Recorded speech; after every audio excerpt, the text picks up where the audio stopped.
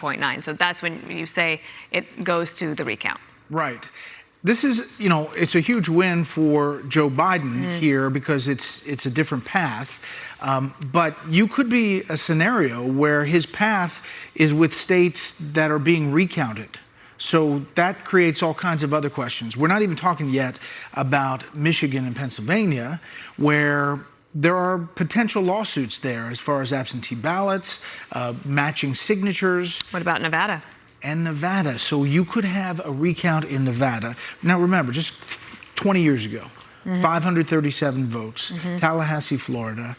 And we had that recount that obsessed the nation with Remind people why it took that long. Why did it take 36 days? Because there were court battles, different legal battles over the hanging chads, how people interpreted the vote, and the type of ballot, the butterfly ballot in Palm Beach.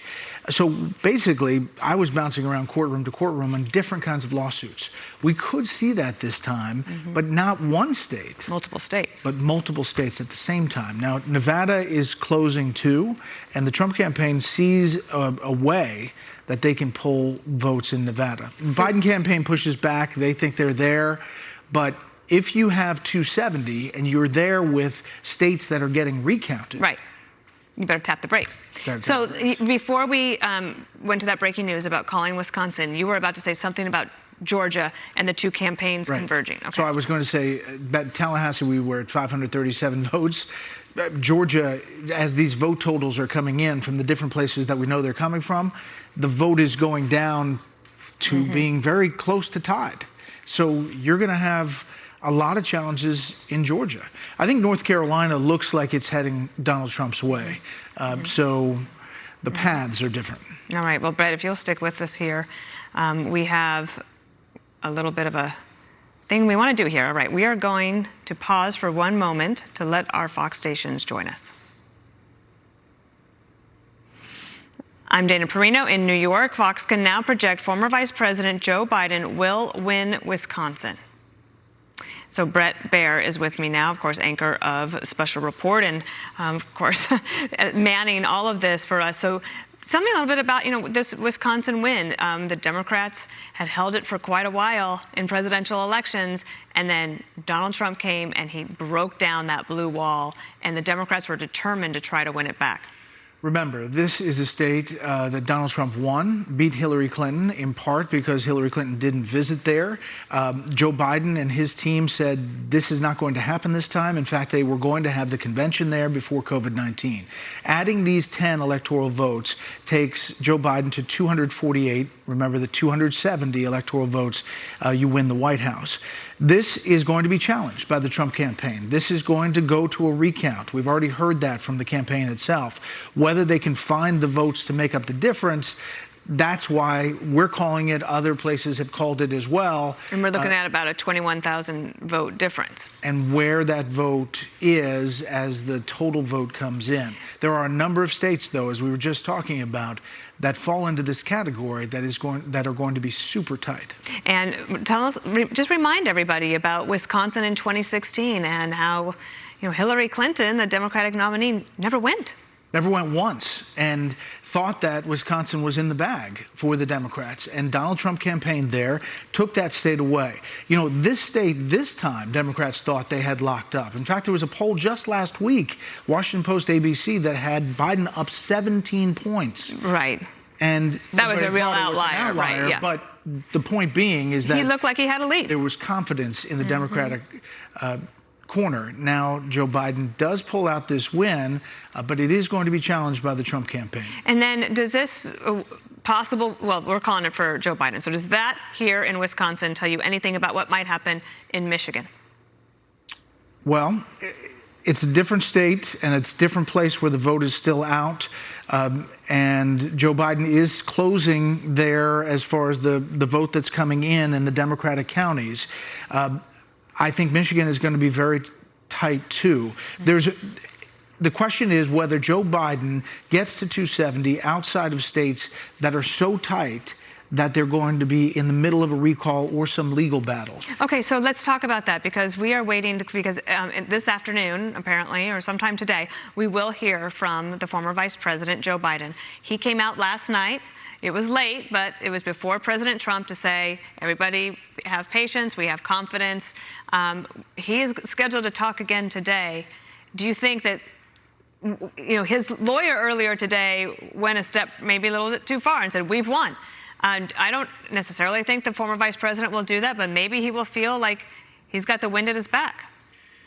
Maybe, but President Trump did that and was criticized by some of his own allies and Republicans for saying that the race was in the bag for the Trump campaign. I don't know if the former vice president will go down that far, but you're right. Bob Bauer did. His lawyer said, we've won this race. They haven't yet. And there are a number of different possible challenges to these states that are going to possibly draw this out for a number of days. And then we haven't talked to you about North Carolina. Right before you came on, they were giving a little bit of an update down there. North Carolina has still not been called. She says there's more votes. They want to make sure that they do it right. But people are getting fairly antsy. It looks like North Carolina is heading towards President Trump's column. Yes. It looks like where the vote is outstanding are positive places for President Trump. So they think that they're going to put that in Trump's column. So what we can definitively say is that we're not going to call the race for presidency today. Okay. Because we know for a fact that Nevada is not going to finish their count. We know for a fact we're going to hear from the governor of Pennsylvania tonight. And then there will be this recount in Wisconsin. How long do you think these recounts would take? That is a great question. I mean, some places do it better than others. Wisconsin has had recounts before. They've done them before. They have some experience, but it's tedious and there are mistakes and it's a bureaucracy and people challenge things. And on the other side, not just the recount through the electoral board, but you also have the legal challenges that will pop up on different issues in different counties that eventually will be, the Trump campaign will probably join in one way or another. And you can't predict, but in 2000 it did go all the way to the Supreme Court. It did, after bouncing around a lot of courts in Florida, including the Florida Supreme Court, which wanted the counting to continue in all of these places, and then the U.S. Supreme Court made its final decision, which then, of course, gave the presidency to George W. Bush. President Trump has long been concerned about mail-in ballots. He expressed that very early on. We are in the middle of a pandemic. Some states do mail-in balloting, and they've done it for many years, and they've got their systems down. For other states, it's a little bit new. Nevada is one of those states that it's new, and there were already challenges about the way that those ballots were going out. Now, I would imagine if the vote does get tighter, that they're going to pursue those legal challenges as well as a recount, possibly. Just thinking about some of the issues, in Wisconsin, one of the things President Trump decided to do is he was going to help the dairy farmers. Right? He wanted to help those dairy farmers and all farmers, but of course, the dairy industry is so important up in Wisconsin. The campaign made those final stops, and we always analyze whether those big rallies mean something as far as moving votes. It did. They did, 100%. I think you could that's something you can't necessarily pull, but you can feel. And sometimes politics is a little bit about timing and feel. And to the president's credit, he said that the polls were wrong in all of these different places, and they were. All right. Brett, you're going to stick around. We're not going to let you leave. Please stay tuned to Fox News Channel and your local station for continuing coverage of this story. I'm Dana Perino in New York.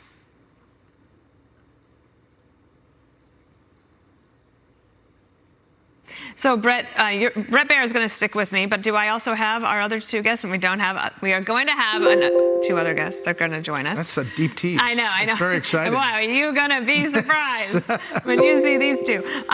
So the news is that we have called, and the AP has called, Wisconsin for Joe Biden, but that margin is just so small. Oh yeah, and that's why they're going to recount. It's less than 1%, and.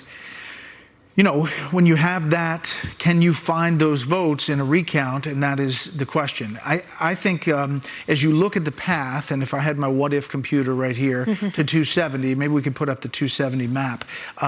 You could see a way that Joe Biden gets to 270 outside of Pennsylvania. I think Michigan is a key part of that equation, and the Trump campaign still believes that they're in the game in Michigan. Nevada, if it comes back, that's really a big question. So the ones in the yellow are the ones we have yet to call: Georgia, North Carolina, Pennsylvania, and there you see Michigan and Nevada. We also haven't called Alaska, by the way, and that's going to go into Donald Trump's column for 3 electoral votes. It will. All right. I want to bring in Mark Thiessen and Juan Williams. These are the guests that I was telling you all about. So you better just knock it out of the park here, guys. Okay, this is the first time you've been able to react to the news that Wisconsin has been called for Biden. It's a razor-thin margin. It will go to a recount, but that was the call. Mark, let's get your thoughts. Well, you know, there is precedent for having large numbers of votes. I think in 2011 there was a race where 13,000 votes had not been submitted, and so and it actually switched the result of the race. But that's an outlier. Usually, as Brett has said, these things tend to amount to hundreds, not tens of thousands. So I think it's going to be hard to turn that election around. But I'll tell you something. The interesting thing about this whole period now is there's no more spin. There's no spinning this. This is math. The votes are either there or they're not. They're going to get counted. If people are saying the Trump campaign says they can win Arizona and that we got it wrong, well, if we got it wrong, then the numbers will tell us. They say they can win Nevada. Okay, well, if the numbers come in, they're going to win Nevada. So this is the post-spin era now, where it's literally just math. And we're just waiting to find out what the math is. Juan Williams, Brett and I were talking about how Hillary Clinton was much criticized for never going to Wisconsin during that campaign, taking it for granted. President Trump never took Wisconsin for granted. He was there over and over again, not just in the 2016 campaign, but repeatedly during his first 4 years as president. And now you get this result, as narrow as it is. The Biden team feeling pretty good? Yeah, they are feeling good. I mean, what they have said all along is if they can get Wisconsin and if they can get Nevada, what they have is a clear path to 270, and that Donald Trump's path is incredibly narrow, even if they don't consider Pennsylvania. So I think that tells you how good they're feeling, Dana. And I'm going to ask the control room, if Kristen Soltis Anderson is still around, we don't have her. Okay. We missed out on another surprise guest.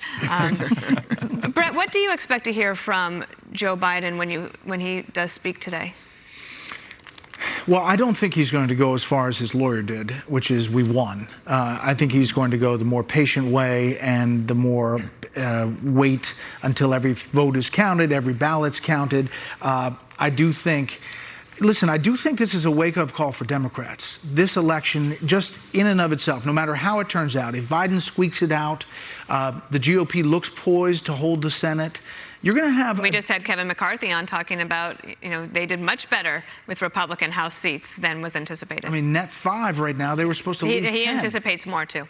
So it's a different environment. So I assume that you're going to hear Joe Biden playing to the way Joe Biden likes to be, as opposed to being controlled from the left of his party. And we'll see. The race is not over, and that's the key part. And Mark Thiessen, as a former presidential speechwriter, someone who thinks a lot about the words that somebody uses in a moment like this, what would you recommend? I would recommend, patience. I think Joe Biden's message has been right. I think the Trump president going out last night and saying that he won the election was a huge mistake. It hurts his credibility when he questions because there may be very legitimate questions about some of the ballots being counted, and there may be litigation. Why would you make a false charge of or unsubstantiated charge of fraud when we don't know that there is fraud yet? And it's not a question of fraud. It's a question, for example, in Pennsylvania. The Supreme Court has basically rewritten the state's election laws to say that you can count votes that come in after the election, and if they're smudged, then we're going to presume they were right. I mean, I don't think Pennsylvania's elected legislators did that. So that's a legitimate argument to be making as to whether some of these votes should be counted. But charging fraud when there really is no evidence is just a huge jump in the gun. Juan Williams, as you look across this map for the states that we have not called yet, if we want to pull up that map again, the Biden campaign, I think was, I'm losing track of my days, but Jen O'Malley Dillon, the Biden campaign spokesperson, she kind of raised eyebrows the other day when she said, look, I think, we'll be fine even if we don't win Florida or Pennsylvania or Ohio, and I can't remember the fourth one. Does this map kind of maybe prove her right? I think so. I mean, all along they were saying it was, that it was Donald Trump who had to, in fact, win one of those states, and they thought that they could do it without those states, Dana. And even as we look at the map right there, you can see that, Florida, I think that, odds are that the president will win North Carolina. Ohio, he has already won. Iowa, he's already won. Arizona is the big flip. And that really was new territory for the Democrats, and again confirms basically what Jennifer O'Malley Dillon said, that they could do it without it. And as I said to you a moment ago, currently, even without Pennsylvania, they can get to 270. Brett? Well, I just think we want to be fully transparent here about Arizona. There is a lot of pushback from the governor of Arizona, Doug Ducey, from the Trump campaign, saying they still have a path. Kevin McCarthy said it just a few minutes ago here. Yes, and we are very transparent about this. I grilled the decision desk guys about it numerous times last night.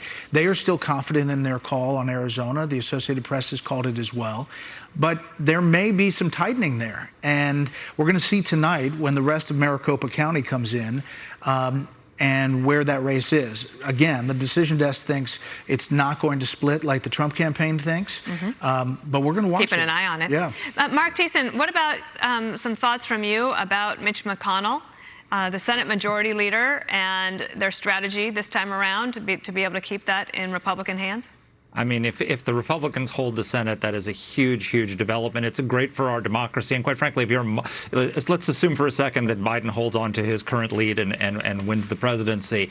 If you're a moderate or centrist Democrat who wants to bring unity to the country, the best thing that could happen is for the Republicans to hold the Senate. Because if they lost the Senate, the pressure to get rid of the filibuster would have been huge on Joe Biden and Chuck Schumer. And there would be no incentive for Joe Biden to reach across the aisle and work with Republicans. Now, if that happens, if that comes to pass, he will have to work with Mitch McConnell and try and come to compromise and come to centrism. The whole point of the filibuster is to keep the country centrist and stable. The Senate is supposed to be the cooling mechanism over the House, and it was going to go away. Yeah. And now, if this happens, it's not, and that's good for our democracy. The House runs hot, that's for sure. You got to cool it down. And Juan Williams, do you think that the Democrats have realized that the far left is not necessarily the way to go? If you look at how some of these races look like they might have been going in Biden's favor, but Republicans or the voters came out and said, you know what, that's a bridge too far for us. Well, I don't know about that analysis because, I think in many cases the party realized going back to the 2018 midterms that moderate Democrats are the ticket to success. And I think Pelosi had pulled away from, the squad, so-called, and all that. But I agree with you in general. Democrats who are successful are far more moderate than the Bernie Sanders wing of the party. I would just add here that I think that for lots of Democrats, they're questioning how much money was spent, for example, in Kentucky and in South Carolina. And it's, Dana, I think it got personal. People really can't stand what Mitch McConnell has done on the judges, and we're out to try to unseat him. You think about $100 million and that, to try to go up against Mitch McConnell, and I think Mitch McConnell ended up winning his race by 13 points. $100 million could have helped a lot of House Democrats, but as Kevin McCarthy said, they flipped 5 and they expect more.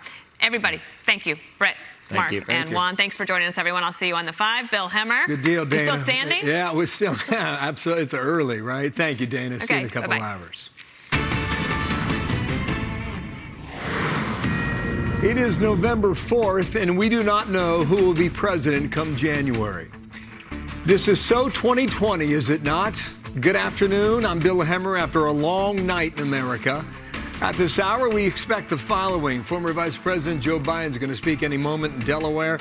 Minutes after Fox News projects that he will win Wisconsin, expected a recount after that as well. Trump team is still confident. They expect to hold a news conference in Philly this hour as the campaign calls for multiple legal challenges. At the moment, Biden leads the president in the electoral count vote, but we are still waiting on results from 5 critical battleground states: Nevada, Michigan, Pennsylvania, North Carolina, and Georgia. Both candidates say they're confident in their path to victory. In a moment, Chris Wallace and Martha McCallum have analysis. Jackie Heinrich reports with Team Biden. John Roberts reports from the White House with Team Trump, and that's where we go first this hour. John, let's begin with you. What are you hearing? Bill, good afternoon to you. You mentioned that there's going to be this press conference with Rudy Giuliani, Pam Bondi, and others at half past the hour to talk about legal challenges there in Pennsylvania. But the legal challenges have already started flying from the Trump campaign. The Trump campaign manager, Bill Stepien, announcing this afternoon that a suit has been filed in Michigan. Stepien saying, quote, President Trump's campaign has not been provided with meaningful access to numerous counting locations to observe the opening of ballots in the counting process as guaranteed by Michigan law. We have filed suit today in the Michigan Court of Claims to halt counting until meaningful access has been granted. We also demand to review those ballots which were opened and counted while we did not have meaningful access. That lawsuit falls on the heels of the Trump campaign announcing it's going to seek a recount in the state of Wisconsin. Stepien saying there have been reports of irregularities in several Wisconsin counties which raise serious doubts about the validity of the results. A recount, though, is still a ways off. A recount cannot be requested until after the votes have all been canvassed and certified by the state.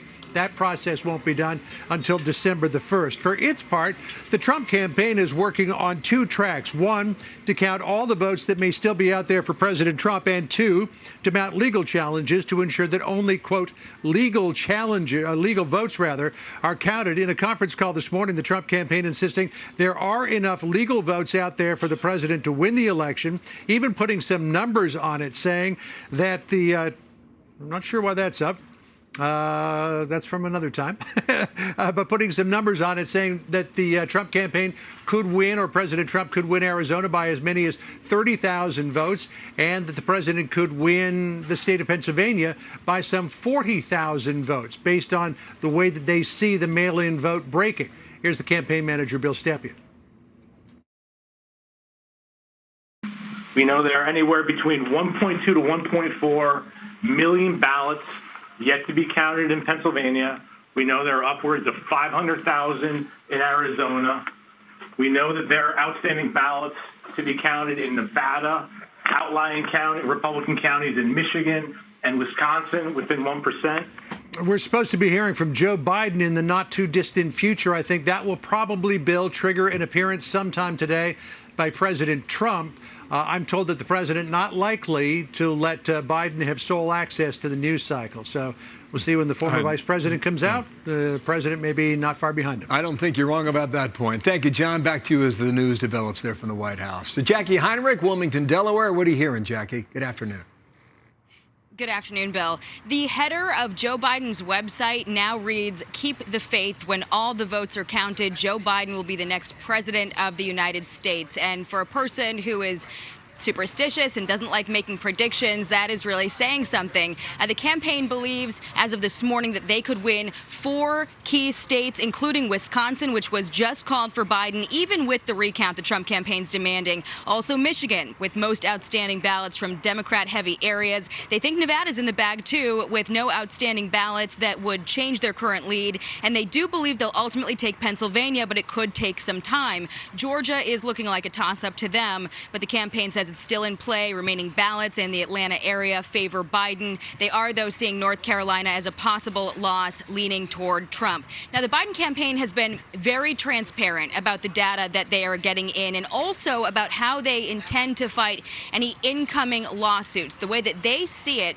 the other side, the Trump campaign, is wanting voters to think that this ballot counting process is mythical, rife with fraud and cheating, not easy to understand. They're trying to take the opposite approach. They laid out on a PowerPoint presentation all the different suits they've been seeing in different states up till now and how they think that the courts will rule on them. So they're allowing people to have some sort of expectation as we all wait here, Bill. Jackie, thanks for that. Jackie Heimer, John Roberts. Want to bring in Martha McCallum, anchor The Story, and Fox News Sunday anchor Chris Wallace. And good afternoon to both of you. I also want to say good evening and good morning, all the other day parts. We're just trying to keep track of what part of the day we're in and which day it is. Day parts we see each other. Chris, I saw you on the sidewalk at 4:30 in the morning. You've made your way a couple hundred miles south of here. Where do you think we are right now? I think that Joe Biden is in a much stronger position than he was last night when we said goodbye at 4:15 to the presidency. With the calling of Wisconsin, he's at 248. You can see there on the screen. That's 22 electoral votes away. It's real simple math now. 6 votes in Nevada, 16 votes in Michigan, and he reaches precisely the magic number of 270 electoral votes. He doesn't have to win Pennsylvania. He doesn't have to win North Carolina or Georgia. Those would all be gravy. But if he can win Nevada, and he's ahead in Nevada by 7,500 votes, he's ahead in Michigan by 45,000 votes. If he just holds on to his lead in those 2 states, he's the 46th president of the United States. We're seeing the setup there in Wilmington, Delaware. If it begins in a moment here, we'll take our viewers there. Martha, what Chris lays out is precisely right. It is simple math, and that's the reason why the Trump team is pushing so hard back against Arizona. Yeah, so then the question becomes, how does Joe Biden present this? Does he come out and say that he feels like they're in very good shape? I would imagine that's where they're going to go. I wouldn't imagine that he's going to declare anything until he's safely in that 270 category. But as we all know, those are not registered votes, electoral votes. They have to be confirmed by the state. So that's where these recount questions begin to kick in, whether you're looking at Wisconsin or Georgia or potentially Nevada. I expect that when we do hear from the president this afternoon, you're going to hear that they are ready to fight on a number of fronts. And the longer that they can delay this outcome and potentially buy themselves some time, I think that's what they feel they have on their side right now. You have to think about the way the president approached the last several weeks, and in particular those last days, Bill. Canvassing across the country, he's looking at the people that he saw, the faces that he saw in those crowds in Wisconsin and Michigan, and feeling very much that he owes those people a good fight, and he wants to make sure that every single ballot is counted. It is clearly trending in the direction of Joe Biden right now, but as we have seen, there's been a lot of twists and turns in this story so far, and we're all along for the ride. One of the things that happened in 2000, Chris, is that George Bush declared victory, and then Al Gore came out and said, I'm not going to concede at 4:30 in the morning in Nashville. We learned another lesson 4 years later between George Bush and John Kerry, and what's the strategy on behalf of a candidate? Do you put your pole in the ground and stake your claim and say, I won and now you have to catch me? Is that what Joe Biden is about to do here? I don't think he's going to declare victory in the race because he hasn't officially won Michigan and Nevada. But I will say, and I was thinking about this, in 2000, the Gore campaign felt desperately that they needed to get ahead in Florida. They felt that politically, psychologically, and even legally, that if they actually took the lead away from George W. Bush in Florida, that it would be much easier to be able to hold on to a lead in court than it would be to overturn a lead in court. The advantage that Biden has is not just that he's 22 electoral votes away, it's that he's got the lead right now in Michigan. He's got the lead right now in Nevada. So he's got that advantage. And he's the one saying, you know, I'm holding onto the lead, and it's the Trump campaign that is going to have to say, let's overturn the will. And as far as counting all the votes, I mean, it's a slippery slope. In Arizona, they want to count all the votes. In Michigan and Pennsylvania and in Nevada today, they have filed lawsuits to try to stop the counting of votes because they're saying that either votes should be thrown out or they want more access to where the votes are counted in Michigan. At this point, the Biden campaign is saying, let's count all the votes and get to a final resolution. It's the Trump campaign that is trying to stop the counting of votes in these 3 states. Yeah, my sense to both of you is that this can be a protracted conclusion, or it could come to a crashing finish at any moment. And that's kind of the way these stories break. In 2004, we went to bed. We didn't know what Ohio was going to do. And by the time you came up the next morning around 10, 11 a.m., they called Ohio for George Bush, and it was over. I don't know, Martha, if that is what happens here, or whether or not you and I are still standing here on Thanksgiving Eve wondering who's going to win. I think at this point, on the Trump side, they're feeling like there is a fight to be had here. Whether or not that dynamic changes in the coming days and weeks, we will see. But there is no way that they are ready to say that this is over at this point. As we've just been talking about, they're launching numerous legal battles. They want full transparency on the count in Michigan, which both sides are entitled to have their people in there and to have the kind of access that they believe is necessary.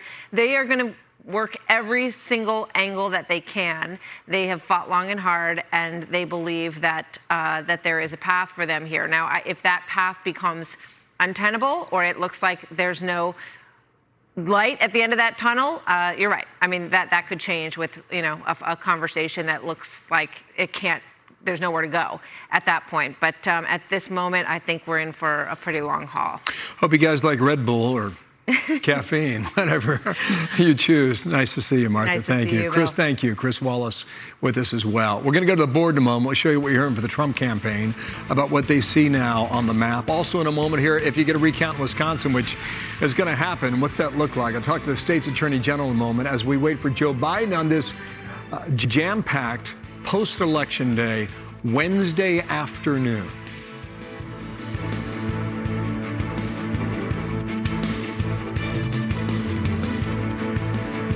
I'm Seth Talbot with my dad.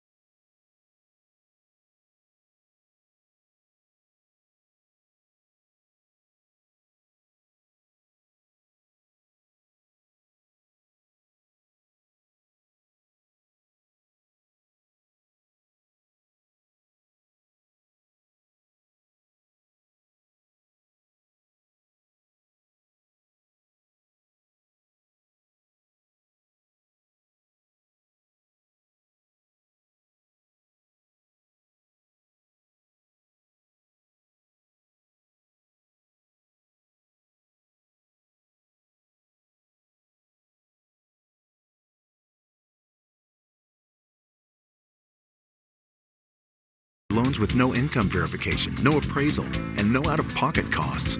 One call to New Day USA can save you $3,000 every year. You can start saving beginning with your next mortgage payment. Refi now at these historic low rates. Call 1-844-998-2100. Homework? When my kid gets stuck on a problem, I'm like, ah! We get into more fights now. With Brainly, students can get free step-by-step homework help going from questioning to understanding. Join free now, Brainly.com. One of my favorite supplements is Cunol Turmeric. Turmeric helps with healthy joints and inflammation support. Unlike regular turmeric supplements, Cunol's superior absorption helps me get the full benefits of turmeric. Cunol is the turmeric brand I trust. I'm in Seattle, and this is certainly a beautiful part of the world. But so many of our cities across the country are having unrest. Governments don't know what to do. They don't know how to solve it. The problem is we've taken God, not only out of government, we've taken him out of our lives. We need to put God back in. You see, God sent his son, Jesus Christ, to this earth to take our sins. Jesus didn't come to condemn you. He came to save you by taking our sins on a cross and shedding his blood. And on the third day, God raised him to life. Jesus isn't dead, he's alive, and he'll come into your heart and change you and forgive you. If you're willing to just pray this prayer, just say, God, I've sinned, I'm sorry, forgive me. I believe that Jesus Christ is your son, and I want to trust him as my Savior. If you prayed that prayer, I want you to call the number right now that's on the screen. We've got someone who'd like to pray with you. They'll do it right now. Call that number.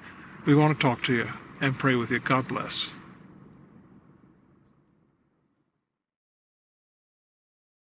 A lot of things forthcoming this hour. Waiting on the Biden team. Joe Biden will be in Wilmington, Delaware. Waiting on the Trump team as well. A few family members, Corey Lewandowski, Rudy Giuliani live in Philly, so we'll take you there when it begins. In the meantime, let's go over the board right now. In Wisconsin now, the Trump team is requesting a recount. The difference, the margin at the moment is about 21,000 votes. Let's just call us up here. Reset my Mr. Board. How about that? This is now this. This is so 2020. I mean, the machine works all night long, right? When you need it, on the following day, she tuckers out. So we'll get this thing restarted in a moment here. Want to bring in Wisconsin's Attorney General, Democrat Josh Kaul. Sir, good afternoon to you, and thank you for your time here today. 21,000, I think, is the last mark. How does the recount work in your state? Yeah, well, thank you for having me. In Wisconsin, we have a process that allows a candidate to request a recount. If it's within 0.25 percentage points, at that point, the state would pay for it. In the case of the presidential election this year, it's not within that margin, so the president can request one since it's within a 1 percentage point margin, but his campaign will need to pay for the recount if it happens.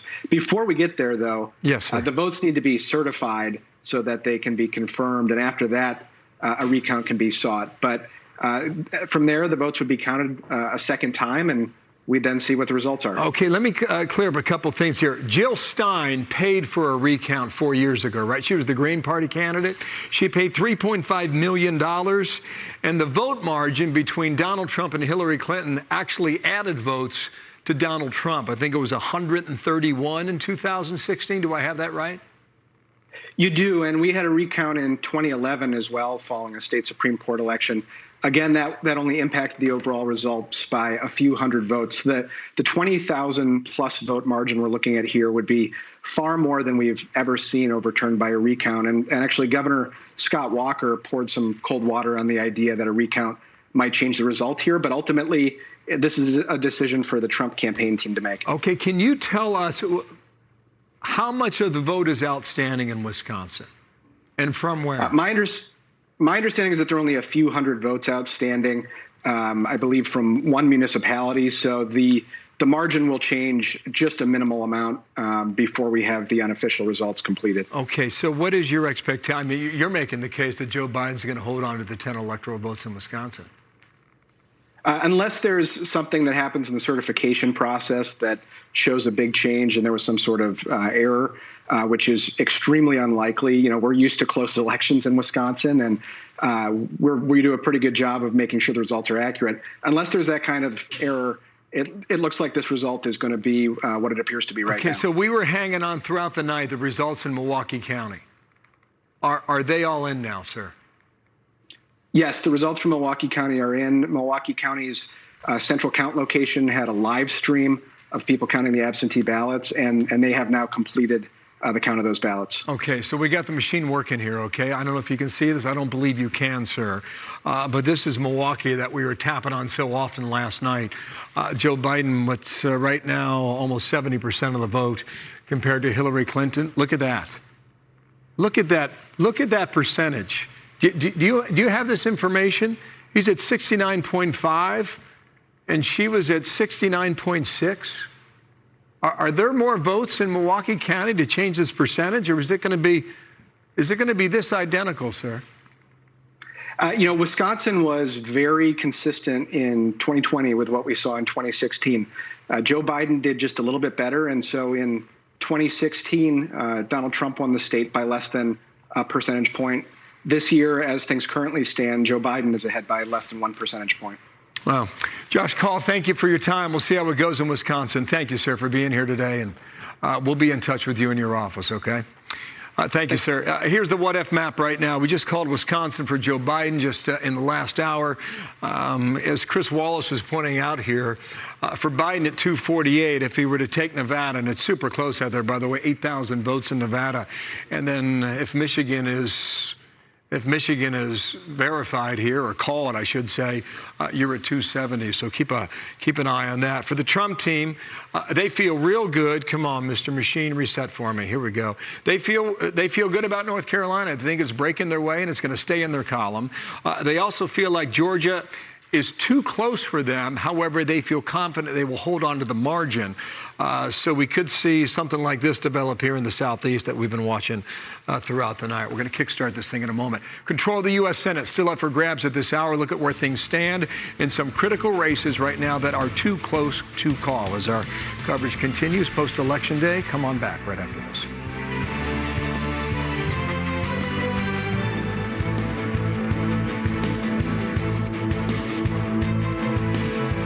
We made USAA.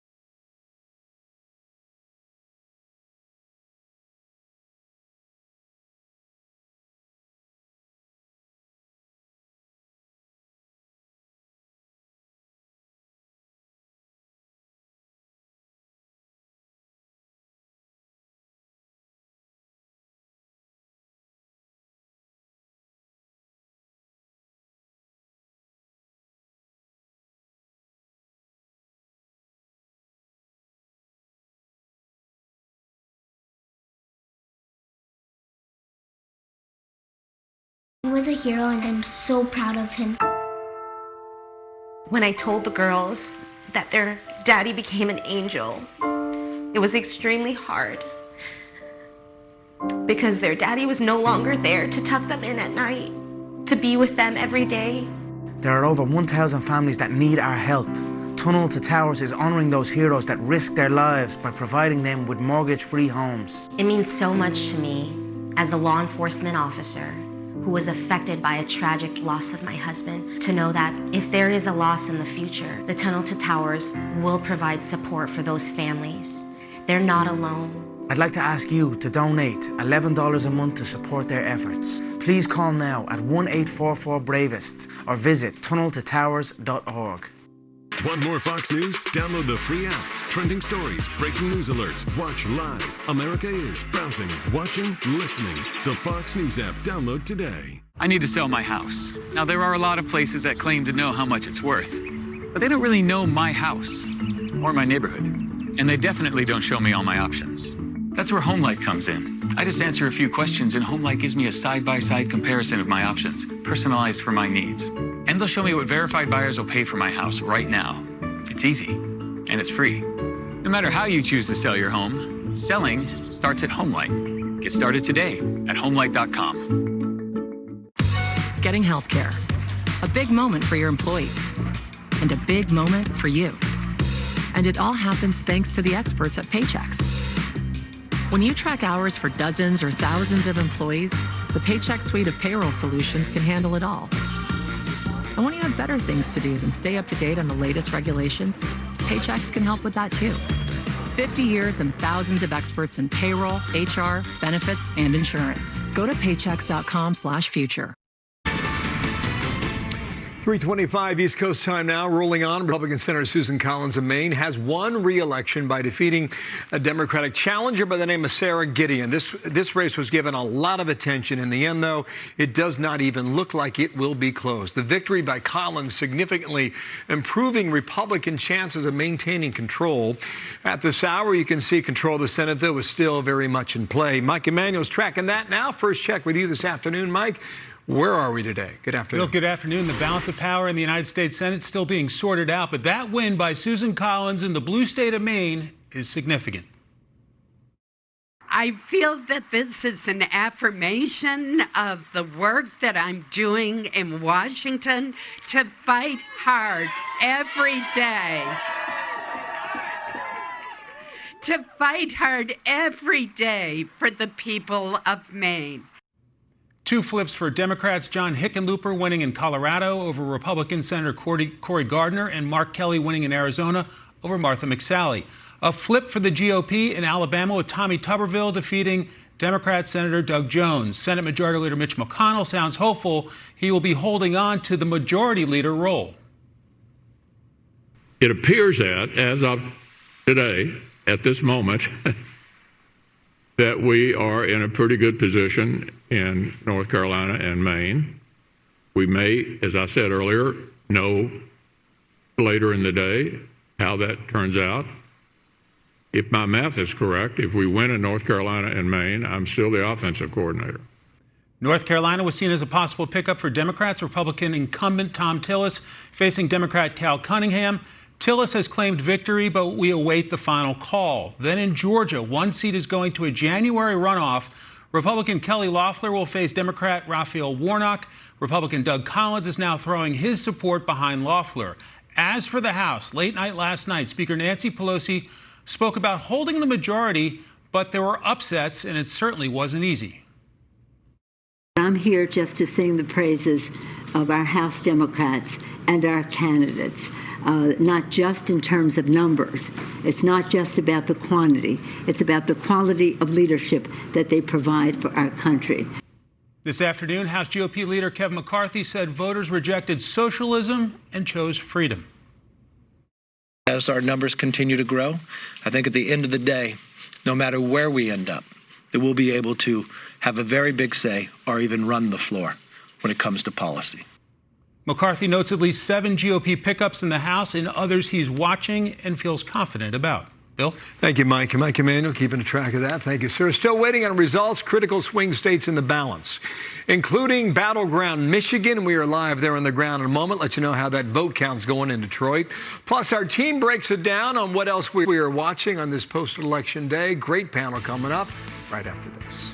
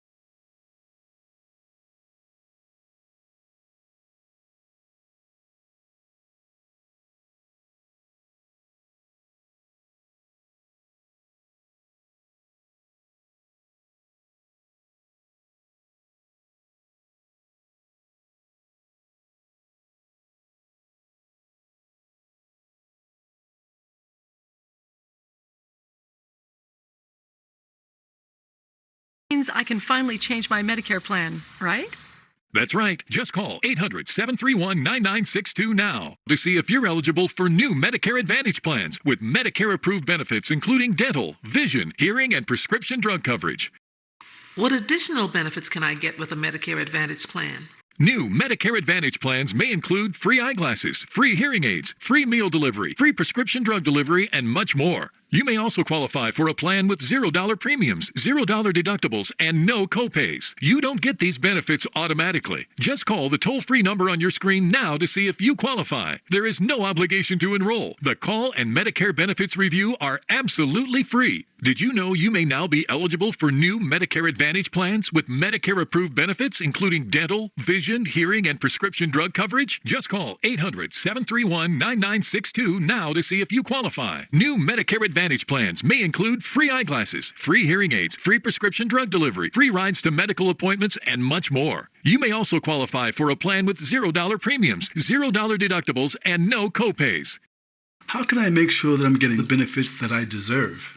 All it takes is one fast and easy phone call. Just call the toll-free number on your screen now to see if you qualify for new Medicare Advantage plans that may include free eyeglasses, free hearing aids, free meal delivery, free prescription drug delivery, expanded at-home telehealth visits, and much more. Don't miss out on these new Medicare Advantage plans. Make sure you're getting the benefits you deserve today. I want these new benefits. I'm calling right now. There is no obligation to enroll. The call and Medicare benefits review are absolutely free. Just call 800-731-9962 now. That's 800-731-9962. Okay, a bunch of things moving this hour now. The Trump team a moment ago says they'll push a legal challenge in PA. More on that in a moment with Andy McCarthy. The campaign manager, Bill Stepien, declaring victory in Pennsylvania, getting that from John Roberts a moment ago. We're on standby for Wilmington, Delaware to see Joe Biden, so that's coming up. And the Trump event in Philadelphia has been postponed. How long that's postponed, we do not know, but stand by and all that. The battlegrounds now, massive mail-in voting numbers, further complicating things. We said it would be complicated. Indeed, it has turned out to be the case, right? When we came on the air last night, we pleaded with you to be patient. We're still at that point. Chris Stirewalt, Katie Pavlich, Jonathan Swan, they join me in a moment to give their analysis. First, Matt Finn live in Wayne County. That's Detroit, Michigan. Workers there counting ballots behind you. Matt, how's it going? Bill, the situation here is actually growing a little more heated. There are allegations inside this room. There are voting challengers here who have been telling us they feel that there is not an equal number of Republicans and Democrats in this room. And a short while ago, President Trump's campaign says it plans or has filed a lawsuit here in the state of Michigan arguing that it has not been given meaningful access in numerous locations to observe ballot counting. And I want to show you, there are people outside who want to get in, and some of these windows have been taped. They've been covered up. I've asked a few people who covered up some of these windows, which allows people in the public to view the absentee ballot counting process here, and no one really has identified who taped some of these windows up. So I just wanted to point that out. Now, Michigan's Secretary of State insists to us that the process here is moving along consistent with state law, and she is starting to respond to some of these allegations. The bottom line for us is that we're just focused on getting this right, and we're focused on getting this right in a way that can withstand any court challenges. I'll also mention, and we've seen this not just in Michigan but in other states, a lot of times court challenges or allegations are thrown around to further political agendas as opposed to actually legal claims. So we're mindful of that.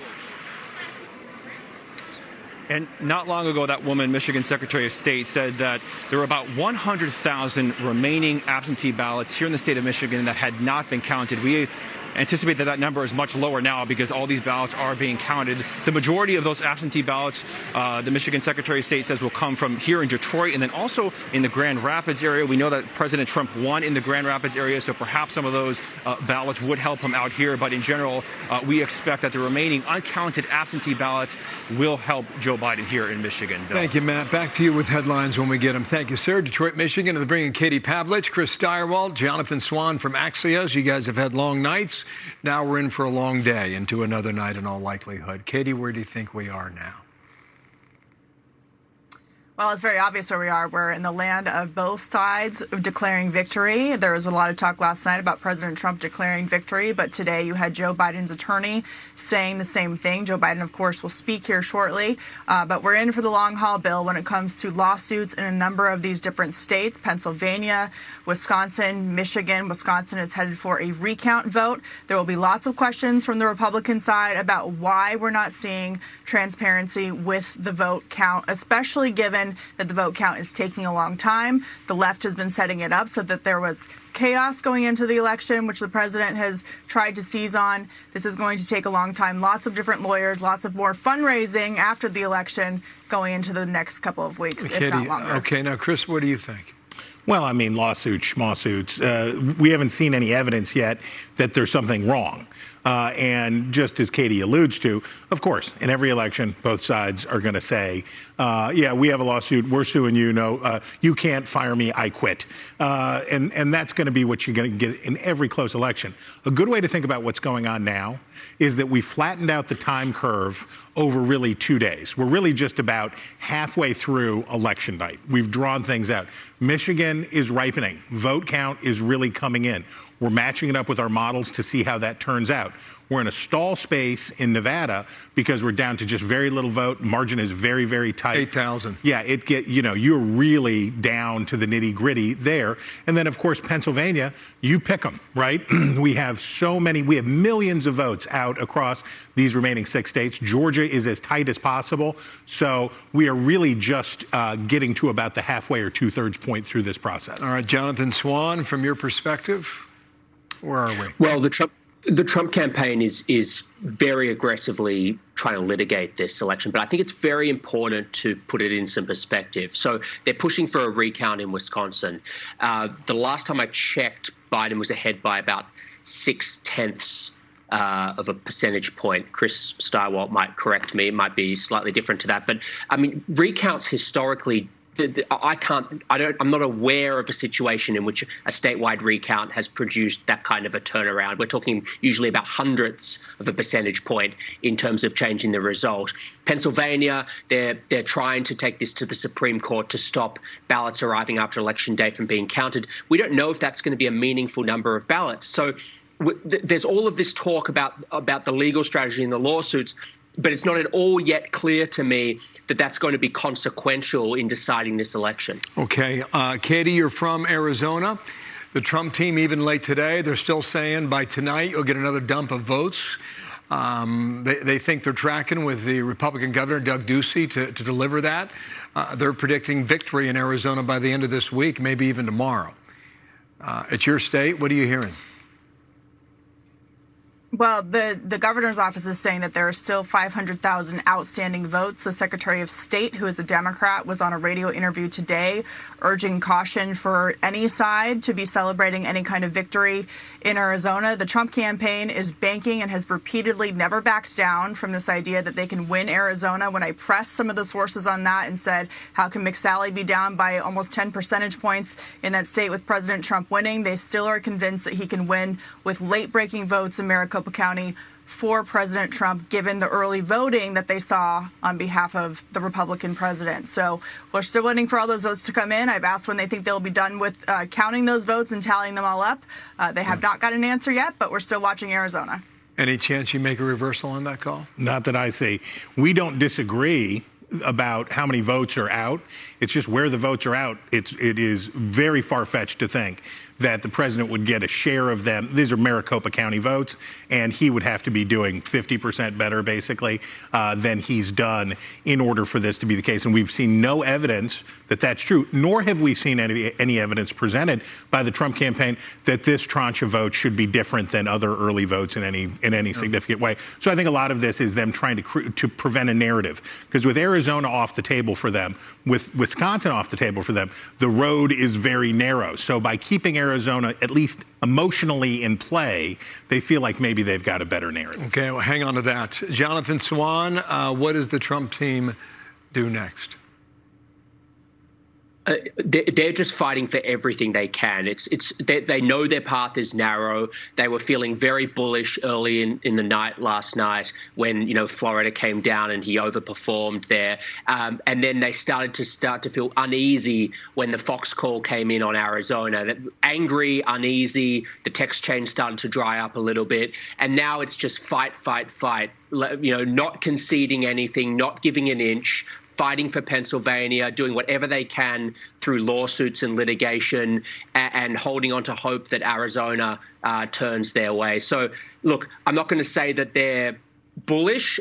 When I talk to my sources in the Trump campaign or in the White House, I would say they're more bearish than anything else, but they're still holding out this hope that that they can turn this around. Thank you, Jonathan. Thank you, Chris. You bet. Thank you, Katie. In the meantime, the Trump team filing lawsuits in Pennsylvania to stop counting ballots for now. That is not stopping hundreds of volunteers from counting and counting. We will check in with the manager of Luzerne County, which President Trump flipped in 2016 after going for Barack Obama twice. So what will happen in 2020?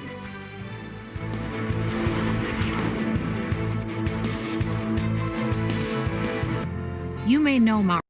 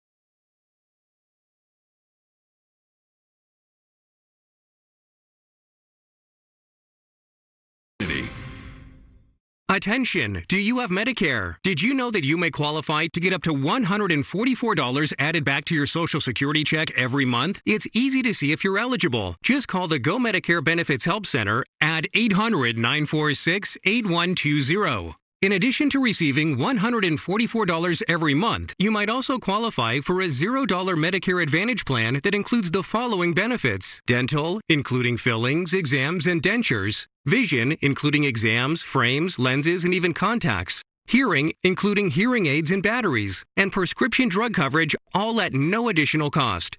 The Go Medicare Benefits Help Center is open now at 800-946-8120. Both the call and the consultation are 100% free with absolutely no obligation to enroll. Call the Go Medicare Benefits Help Center now at 800-946-8120. That's 800-946-8120. We're excited to do business with you, but before we sign, I gotta ask. Sure, anything. We searched you online, and maybe you can explain this? Can't believe that garbage is still coming in. That is so false. Frustrated with your online search results? Call Reputation Defender today to join tens of thousands who've improved their online reputation. Get your free reputation report card at reputationdefender.com or call 1-877-866-8555. Selling a home is expensive and stressful, so we set out to create a better home selling experience with a network of the most successful real estate agents in America that'll sell your home for as little as a 2% commission. The icing on the cake with the Ideal Agent was that we saved $12,000 in commissions. They were so stress-free, the whole process was amazing, and I would definitely recommend them. We are not a discount brokerage. These are top local agents that'll get you the best results. Trump campaign filing 2 new lawsuits in Pennsylvania to freeze the ballot counting. The campaign says it has not been granted enough access to the process. Let's bring Luzerne County Manager David Pedri now. Sir, good afternoon to you. And before I begin our discussion, let me just take you to the board and show you what's happening in Luzerne County. Here's Pittsburgh in the west, Philadelphia down here in the southeast. You're right here next to Lackawanna County. That's right. President Trump doing about 59% of the vote there. Just for comparison's sake, in 2016, hit 60%. So maybe there's still a bit of a margin out there at the moment. Based on, well, he flipped this county that had gone for Barack Obama in 2012, twice, in fact. How much of your vote is still outstanding? We really only have about 10,000 mail-in ballots left to count here in Luzerne County. Our staff has been working nonstop from 7 a.m. yesterday. And we feel like we're going to have everything done, if not tonight, then early tomorrow. What about the mail-in ballot law that allows you to receive ballots if cast yesterday by Friday of this week? Is that going to be a factor? You know, we've been segregating those per Department of State guidelines, and we're ready to go on those if there is a legal challenge. But today's mail only brought about 200 of those in. When you look at the incredible amount of votes cast here in Luzerne County, we think between 150 and 160,000. 200 a day, I don't think is going to raise that big of an alarm. Well, that's very interesting. What does that tell you about how people were voting there then? Well, first off, we had a big turnout at the polls. It was a very big turnout at the polls. People were busy all day long at the polls. In person. And then we had these mail-in ballots came in nonstop throughout the entire process. People in Luzerne County wanted to vote. There's been a lot of attention on Luzerne County because of people. We went for Obama twice in 2008 and 2012. And now we're back at it, obviously, 2016 for President Trump. And it looks like a pretty heavy President Trump victory at this point. Dave Pedri, thank you for your time. We'll see how it goes. Thank you, sir, for being in here today. Good luck. I want to bring in former Assistant U.S. Attorney Andy McCarthy right now. Andy, good afternoon to you. I mentioned the legal challenges on behalf of the Trump team. They're taking on the state of Pennsylvania. Just pop out here a little bit and show you the rest of the state. You're about 85% of the vote. Legally, what grounds do you have right now? What do you go after from a law perspective? Well, the big issue there, Bill, as you just discussed, was the mail-in ballots. And what happened in Pennsylvania was the state Supreme Court changed Pennsylvania's statutory law to allow these 3 extra days of counting, not of voting, of counting. The big issue is, under the Constitution, that's really the state legislature's responsibility, not the courts. So was it legal for the court to do that? The important thing to remember here, Bill, is unlike most judicial tribunals, the Supreme Court is the master of its own docket. So it does not have to take the Pennsylvania case.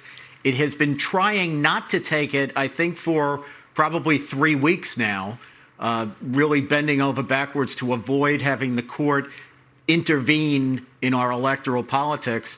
And what I would be fearful of, and the reason I think President Trump would be better suited having the lawyers discuss this stuff now rather than making public statements, is it's obvious the court doesn't want to be anywhere near this case.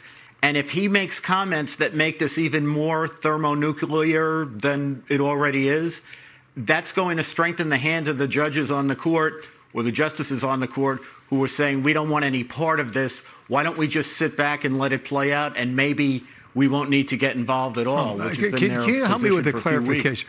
The U.S. Supreme Court kicked it back in a 4-4 vote back to the court in Pennsylvania, right? Well, what did the state law say about that extension? Okay, there's two different cases, Bill. Well, it's the same case 2 different times. The first time, you're right, they kicked it back, but the reason they kicked it back was the Republican Party moved for a stay of what the Supreme Court had done in changing the law. The Supreme Court drew a 4-4 tie. This was during the period of time when there were only 8 on the court. The effect of that, the court didn't actually do anything, But the effect of the 4-4 tie was paralysis. They couldn't act. And what that means as a matter of law is that the state Supreme Court's decision was undisturbed. Then last week they came back, the Republican Party did, and say, we don't want to talk about the stay anymore. Now we want you to rule on the merits, and we want you to do it on an expedited basis to try to get this resolved before Election Day. The whole court, all 8 justices who participated, said there wasn't enough time to do that before Election Day, but Justices Alito, Thomas, and Gorsuch basically said we could still hear it on an expedited basis after the election, so segregate all of these ballots that come in after November 3rd, and that way the status quo will be preserved, and if we have to, we can decide whether these ballots count or not. Really great explanation, Andy. Thank you. We'll see if they get another bite of that apple, so to speak. Thank you, Andy. We'll talk to you later today. Andy McCarthy there. This is Pennsylvania. In a moment, we're going to come out to the map here and head down to Georgia. This is super close right here, about 1.5 points in Georgia. President's ahead, but the Fox Decision Desk says it's too close to call. We will break down the board for Georgia and more as we continue in a moment.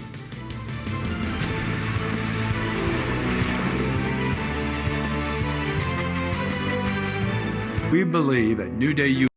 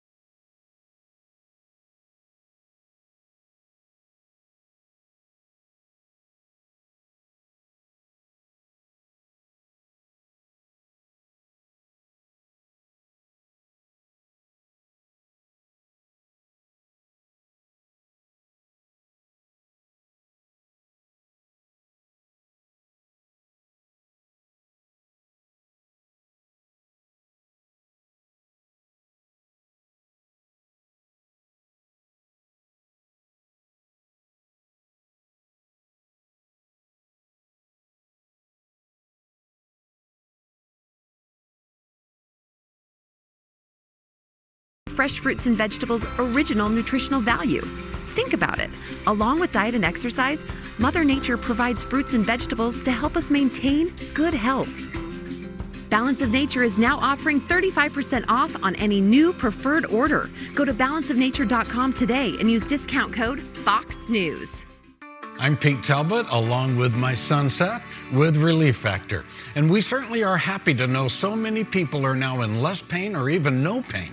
People used to ask us, does it work? Now that we know it does work so well, we're being asked, why does it work? The doctors who formulated Relief Factor for us suggested 4 key ingredients that each, from a different metabolic pathway, help your body deal with pain.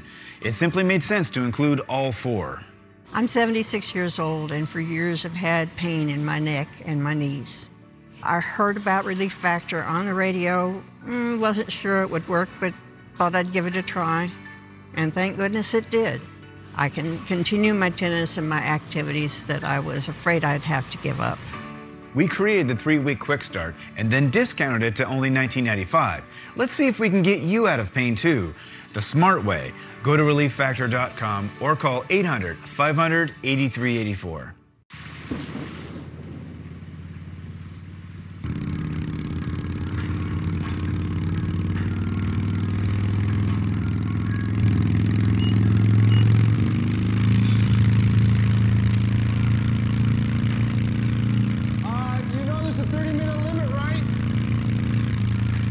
out to the race. For those who were born to ride, there's Progressive. Back to the Peach State as promised here at Battleground, Georgia. In a moment, going to check in with Jonathan Seri, but this is where the action is now. This is Atlanta and the surrounding metro counties here. This is Fulton County, where the city of Atlanta is located. Joe Biden with an expected lead there of more than 70%. But we were told at daybreak, if it just DeKalb County, just a little east of Atlanta, Georgia, checking the numbers here. We were to Clayton County, not as many votes there, but a strong percentage for the Democrat. Look, these are blue counties. You expect the vote county to run up. The problem at the moment, though, is that the vote is not conclusive. Jonathan Seri is keeping track of that. What number are we at the moment, Jonathan? How much is outstanding? Good afternoon. Hi, Bill. Well, they are counting the numbers as we speak. Right now, we're at State Farm Arena, and behind me, you see Fulton County election workers counting the ballots, scanning them. These are mail-in absentee ballots. They started counting yesterday, but a water pipe burst in this room. Didn't damage any ballots or counting machines, but it did delay the count for several hours in Georgia's most populous county. They scanned about 100,000 ballots yesterday before breaking for the night, and then resumed around 8:30 this morning with approximately 42,000 more ballots to scan. We had always planned on having the final ballots being scanned on Wednesday. So that was always the plan, to go through and finish today. Ballot counting is also ongoing in DeKalb and Gwinnett counties. Joe Biden is expected to do well in all three of these metro Atlanta counties. Meanwhile, Bill, Georgia's top elections official, is urging all Georgia counties to finish their tallies by the end of today. Bill, thank you, Jonathan. Thanks for that. Jonathan Seri live in Atlanta. Before we close out the program here, I just want to give you a sense of where we think we are right now. This is the what-if scenario. At the moment, with Arizona hanging in there, Joe Biden's at 248, Donald Trump's at 214. We got a couple outstanding states here. Nevada, you got a difference about 8,000, too close to call in Nevada.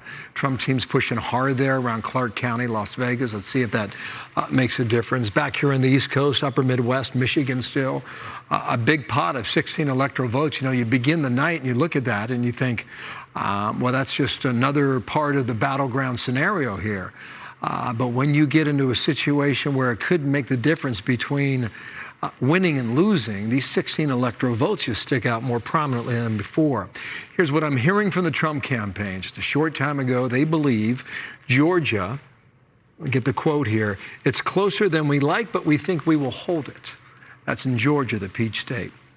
North Carolina, it appears right now that they are confident, in the words of one campaign official, that they will be able to win the 15 electoral votes in the Tar Heel state. So now you're at 245, with Nevada still on the board and razor tight, Michigan yet to be called, and the state of Pennsylvania, which no one yet has anticipated that we can make a call on that. So as we move in the coming days and the legal challenges out here, what happens with the ballots between now and Friday through the mail-in process that Andy McCarthy was just describing there? Do we find ourselves in a situation here where ultimately, if it takes days or even weeks, do you win Pennsylvania? And if you do at that point, you're still at 265. So now the scenario in the American Southwest becomes more and more significant. Nevada, that would do it. But again, too close to call at about 8,000 vote difference. And they've been debating Arizona with us now for about 18 hours. And we're told around 10 o'clock East Coast time later tonight, we're going to get another dump in Arizona. And they are confident that they will make up ground in Arizona. But at the moment, we can't. It's blue at the moment. Listen, stay with us. We'll keep you posted the way this map changes and the way things develop. And we'll make sure you know as soon as we can figure it all out. It's 2020 after all, right? Good luck, America. See you throughout the evening here. In the meantime, here's Neil. Pretty good day in the markets. Check it out.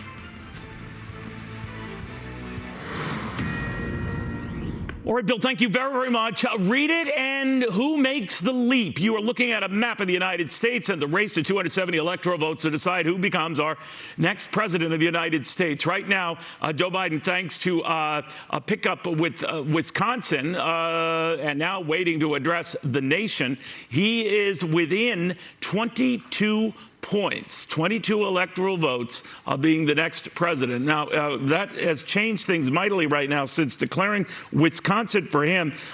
He picks up Michigan, he picks up Nevada, he picks up some combinations therein. He's there. He's there at that 270. We're going to go into the possibilities, get a read on that. We're also going to be hearing from the former vice president who is addressing a crowd in Wilmington, Delaware. Not quite sure exactly what he is going to say. We do know that lawsuits are flying fast and furiously. We do know as well that the markets, which have been all over the map right now by day's end, had surrendered some of their heady gains. Still impressive. We'll get into why they surrendered those gains, but still why they're up triple digits for 3 days running, even in the middle of all of this conclusion. Let's first get a read from Jackie DeAngelis, taking a look at where this race now stands and a couple of possibilities that could clinch it for one or the other. Hey, Jackie. Hey, good afternoon to you, Neil. Where we stand at this hour, even with Wisconsin being called for Joe Biden, both candidates still have a path here. But I want to focus for 1 second on Pennsylvania and its 20 electoral votes. You can see here President Trump is leading 52% to Biden's 46%. However, there were 3 million mail-in ballots. 1 million of those still need to be counted. Look, the tally up here, only 85% of everything has been counted so far. So Pennsylvania could potentially shift. The Biden camp is saying a lot of those mail-in ballots will probably favor the vice president, and Trump is still holding steady there. We may even see some legal challenges here. We're still waiting on more word there. But I want to go to those what-if scenarios that we were talking about, because so crucial here. Let's consider Alaska done for President Trump. In the South here, in Georgia and North Carolina, he has a lead. So let's assume for the moment that he holds on to those 2 states. What happens with Joe Biden? Well, he got Wisconsin. Let's say he gets Michigan, and as you mentioned, let's say he gets Nevada. Boom, 270. There's his path right there. But things could change. Let's take Nevada back, because as Bill Hemmer said, it is very close to call still. And let's go ahead and say the president does get Pennsylvania. All of a sudden, the game changes, 274. I just want to go back to the Biden scenario for a moment, because it was so interesting. Yesterday, his campaign put out this notion. He doesn't need Ohio. He doesn't need Pennsylvania, Texas, or Florida. And he still has a path. Indeed, I just showed it to you. But what's interesting about his path at this moment, and I suppose the president's as well, they're both murky. Nobody has it outlined in a clear way just yet, Neil. All right, Jackie, thank you very, very much. So if I'm reading what you're saying correctly, Jackie, Michigan, Nevada, combine those 22 electoral votes, the former vice president is there. But to your other point, Jackie, we're not there. So until you get to 270, man, oh man, you have to wait. Thank you, my friend. She's been great helping out Fox Business, Fox News. We're all one big team here. We're really into this. So is John Roberts. He's traveled the country right now trying to make sense of that map of the country where things are going right now. Do not assume simply because he is trailing in that electoral vote count that the president has given up the fight. John Roberts, I imagine, far from it.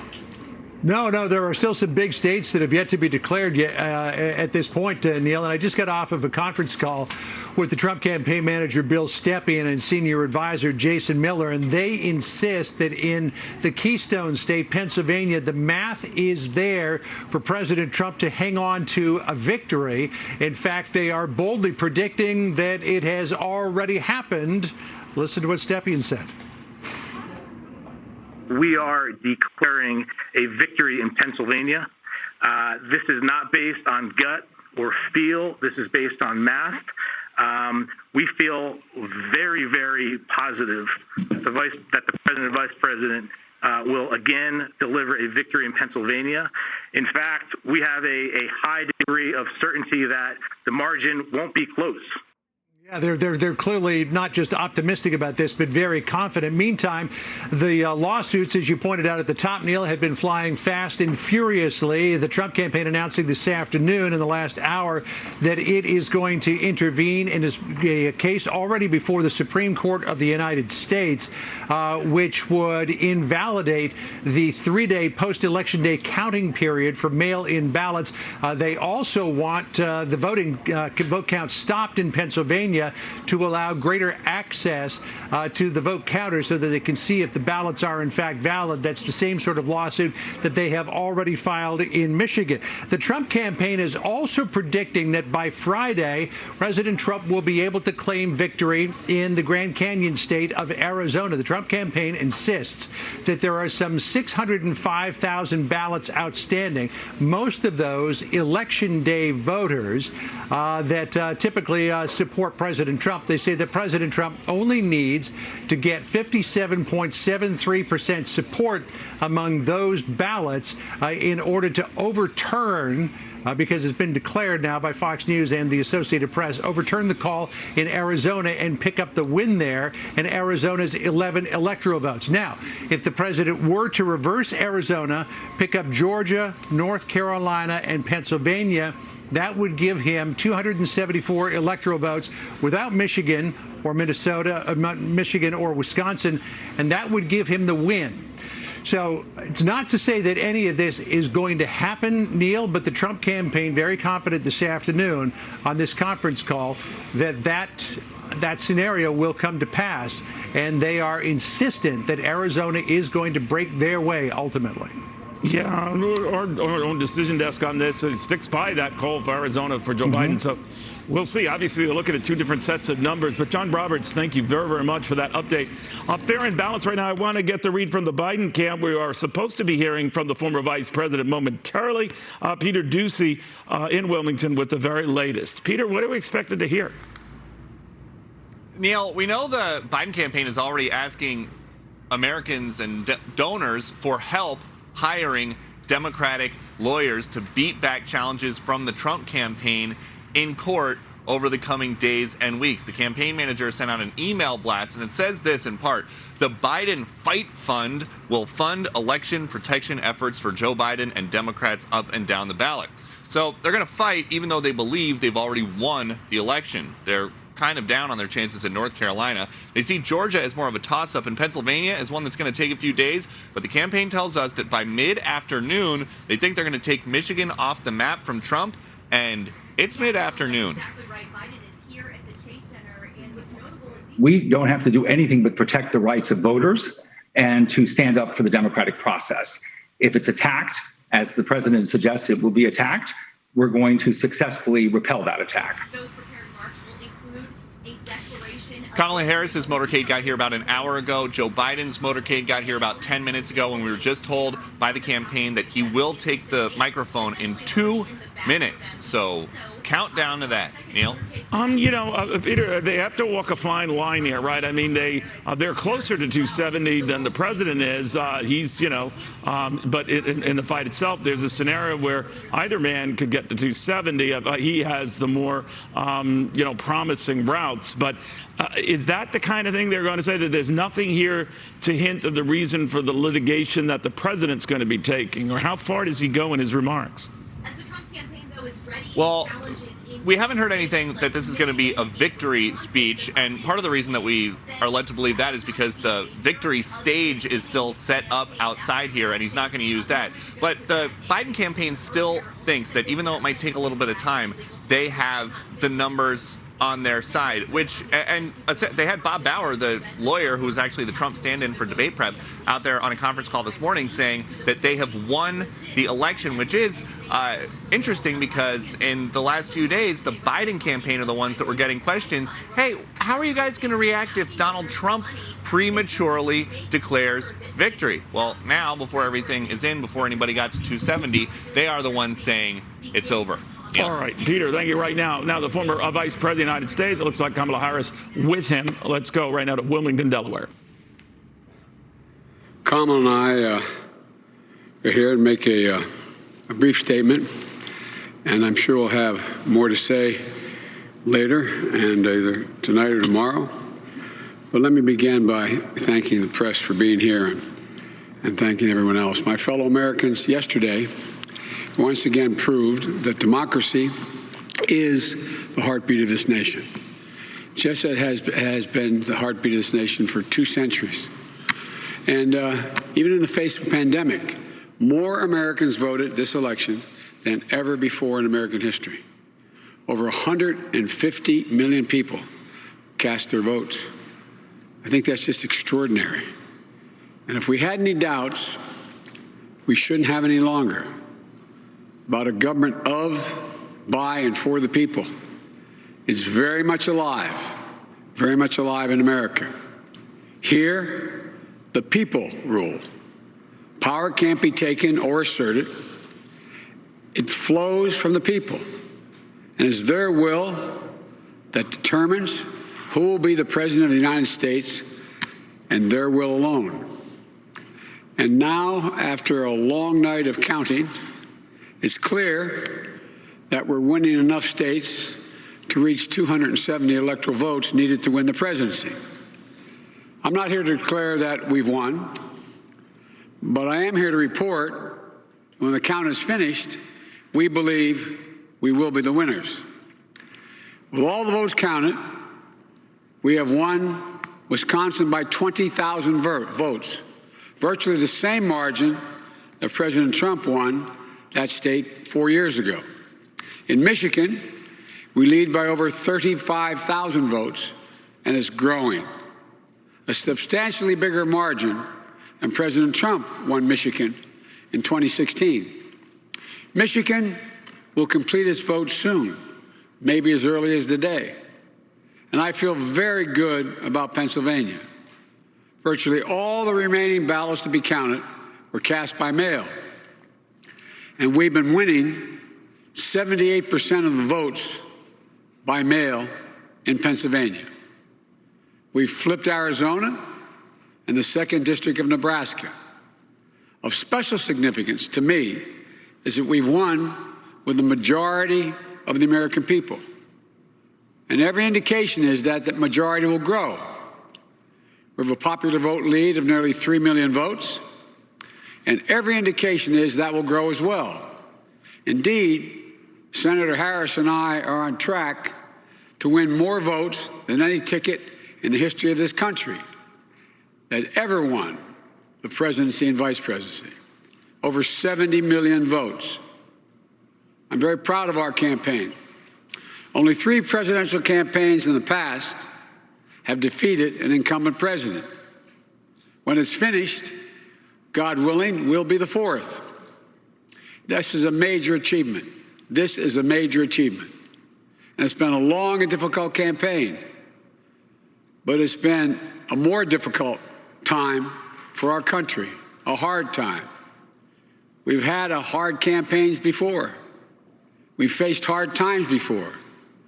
So once this election is finalized and behind us, it'll be time for us to do what we've always done as Americans, to put the harsh rhetoric of the campaign behind us, to lower the temperature, to see each other again, to listen to one another, to hear each other again, and respect and care for one another, to unite, to heal. I know this won't be easy. I'm not naive. Neither of us are. I know how deep and hard the opposing views are in our country on so many things. But I also know this as well. To make progress, we have to stop treating our opponents as enemies. We are not enemies. What brings us together as Americans is so much stronger than anything that can tear us apart. So let me be clear. We are campaigning as Democrats, but I will govern as an American president.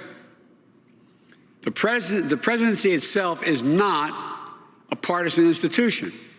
It's the one office in this nation that represents everyone. And it demands a duty of care for all Americans. And that is precisely what I will do.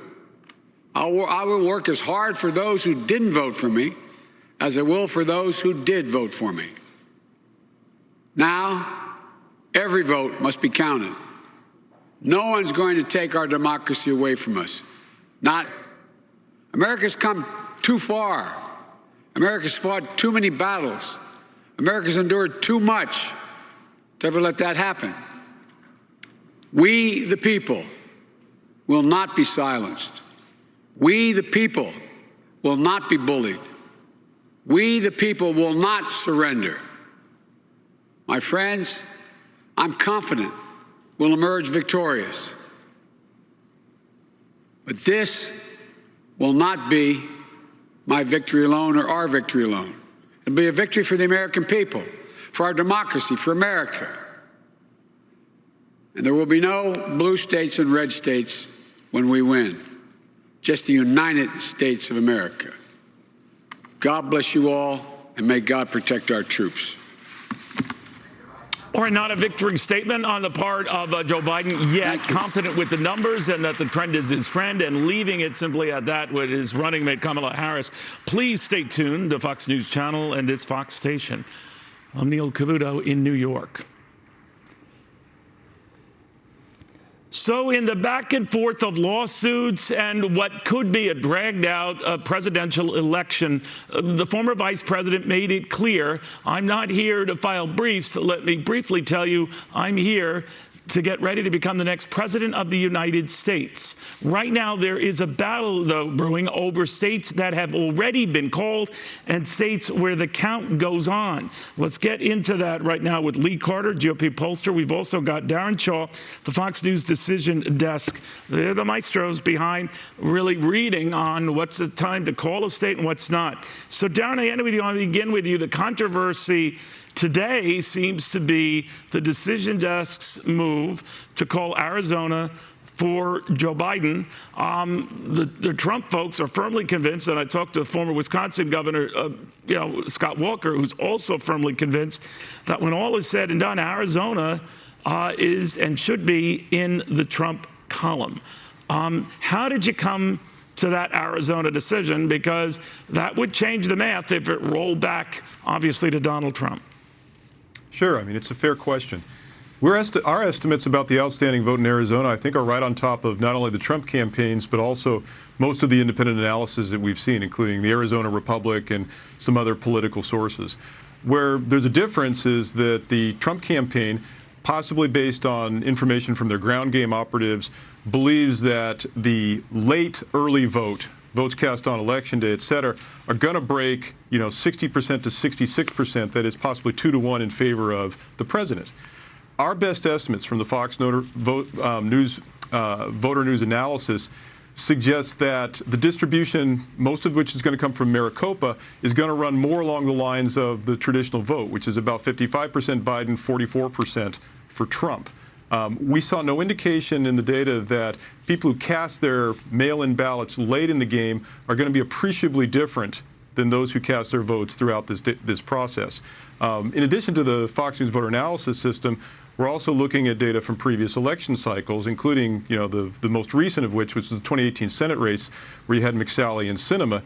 And as most people remember, as the later ballots trickled in, Sinema continued to gain ground. Now, we're not comparing a midterm election to the presidential, but there was nothing that we saw to lead us to suggest or to base any analysis upon a 2-to-1 break for these late early voters. Lee Carter, looking at that, obviously those 11 electoral votes from Arizona were to go back to Donald Trump. We'd be looking at him having 225 electoral votes right now and Joe Biden 237. So you can understand why it's important to them and understand why they're very, very interested in, once again, canvassing votes in some of these, battleground states. Wisconsin, maybe Michigan as well, they're close enough for that. That's very tough to do, though. Rarely do they lead to a turnaround in the vote. Your thoughts? It's really tough to do. I mean, these races, while you look at Nevada, that's a really close race. You're looking at 7,000 votes there. When you look at some of these other votes, you're looking at 35,000, 79,000, 76,000 votes. Those are, not huge spreads, but that's enough. It's bigger than the margins that Donald Trump won by in 2016. And so when you look at this, you look at the numbers and you look at the math, as was just described to us, it seems like the path for Donald Trump to go to victory is narrower and narrower and narrower. It's really, really almost impossible, I think, at this point, without something being overturned. And I think that's why you're seeing so many legal battles being threatened and started, because I think the only way to victory at this point, realistically, is through something that's going to come down from that. You know, Darren, when you look at these numbers and what we're left with, we always talk about who has the least number of obstacles to get to 270 or the clearer paths. And right now, it would seem to be for the former vice president. If you were to pick up Michigan's 16 electoral votes, and he's leading there right now, and Nevada's 6, he's there. Pennsylvania becomes a moot point. All of this drama over some of these other states becomes a moot point. Are you comfortable, and I've asked this of others as well, making a call on either one of those states, either tonight or tomorrow? Well, I'm not comfortable now. I can't remember the last time I was comfortable in an American election. I think, you know, there's some sense that Michigan might dump another tranche of data, which might give us some clarity there. I think there's a general expectation around the decision desk that we may know Michigan by later on this evening. Nevada, I don't think so. Nevada has let us know that they're not planning on releasing the data, which is essentially going to be processed election day mail-in votes. You know, so it's people who basically voted on election day by mail. You know, their argument in Nevada is that they need a day to do the signature check matches to make sure that people didn't double vote, you know, showed up in person and then voted by mail. So we'll cut them some slack, but they're not planning on releasing those data until tomorrow. So I don't know that we're going to get clarity. I do think, you know, we could hear from North Carolina, where they've sort of stopped processing ballots, and, you know, Trump has a fairly significant lead there. Georgia's going to give us another tranche of data, which may give us some clarity there. Our models show Georgia trending towards a very, very close race. And so I think as we add data there coming from Atlanta and some of the collar counties, I don't know that we're going to get more clarity. I think we might get less clarity. But you're right. President Trump's path is very narrow at this point. But there is a path. I think it's important to keep that in mind. Lee, is it your thought that the sentiment around, you know, legal battles, you know, looking at who voted and when, you know, dragging this out, so to speak, helps or hurts the president? You know, well, that's going to be decided when the legal battles are done, right? I think it was probably too soon for him to start making such an announcement as he did last night, because, you know, there is still a path. It is a very narrow path. And last night at 2:30 in the morning, there was very much still a path. And so what he should have done, and maybe could have done, is said simply, I'm optimistic. I can see the path. I want every vote counted. And we are going to fight to make sure every one of you is heard until the very end. And that would be a very different feeling than we have today, where there's accusations of voter fraud, where there's accusations, you know, and illegal documents are already being filed. You'd feel differently about it than the way it was announced. And so, will this work in the end? Maybe he will end up being the president again, and that would be one thing. But the question is, how are the American people going to feel about it? Are they going to question how he came to power again? Are they going to question the legitimacy of the election, that their votes are going to be counted? There's going to be a lot of pain and a lot of things and a lot of healing that need to happen as a result of it. So it might have been it might lead to victory, but I think that there's some cost along the way. All right, we shall see. Lee Carter, final word. Darren Shaw, great catching up with you, my friend. Thanks, guys, very, very much. In the middle of this, you might say, all right, if we're in the middle of this crisis or whatever you want to call it, well, we might not be able to settle the presidential election for days. Some are talking weeks or months to come. I don't know if that's justified. How is it that stocks posted their third triple-digit advance in as many days? Francis? Like that. Markets like the certainty. I think that markets will continue to go to through this channel and expect fiscal stimulus if it turns out that Biden wins the presidency. If Trump pulls it out via litigation or the vote rallying in the market. But the next thing that the markets are focused on is fiscal stimulus. And what's nice is I'm hoping that the political posturing on that point is going to be behind us, Neil. You know, when I look at some of the numbers and the various scenarios, forget about the electoral votes in some of these states, the markets, I get the split government thing. If they're looking at the prospect of a President Biden, we're nowhere near that right now. Just I get the fact that he's countered, or some of his big economic plans, spending plans, tax plans maybe, are countered by a still Republican Senate. But at the very least, in that logjam, it's still possible that some of the president's tax cuts still go. And, you know, we've seen with Republican Senates in the past brokering deals with a Democratic president that brought us just that. So who's to say that the split government goes the market's way? Well, you're exactly right. But the markets essentially, and it's kind of funny in this COVID era, you know, how the news cycles are affecting the markets or the tweets or what have you. The markets don't have to worry about that until the first quarter of next year. And we will be expected to have more economic data. We'll be expected to have fiscal stimulus. And so I do think at some point, obviously, Biden will be able to do some things with taxes, some things with regulations, despite the Republican Senate.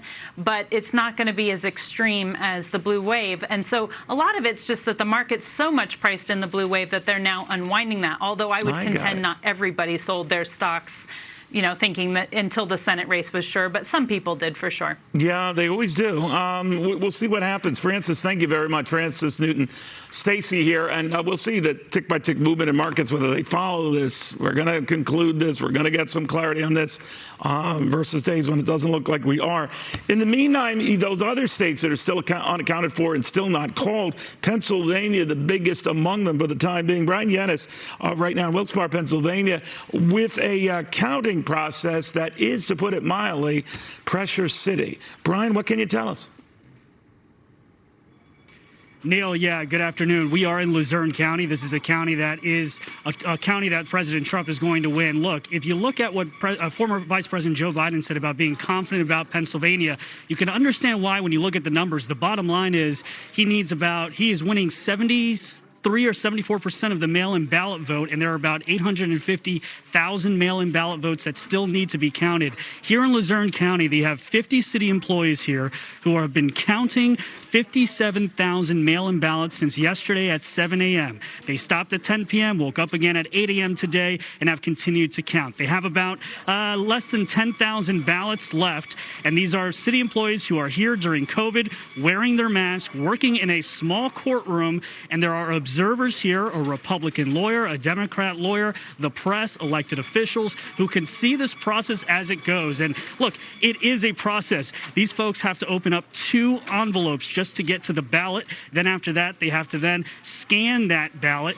So it takes a team. And the bottom line is when you speak to the county manager here, he'll tell you, look, if the legislature and the governor had just come to an agreement and given these counties at least 1 day, 3 days, a week, just any kind of time before Election Day, allowed them to actually start counting these ballots, Pennsylvania's results would already be in, but they could not come to a consensus. The Republican-led legislature could not come to a consensus on giving some sort of time to allow that pre-canvassing.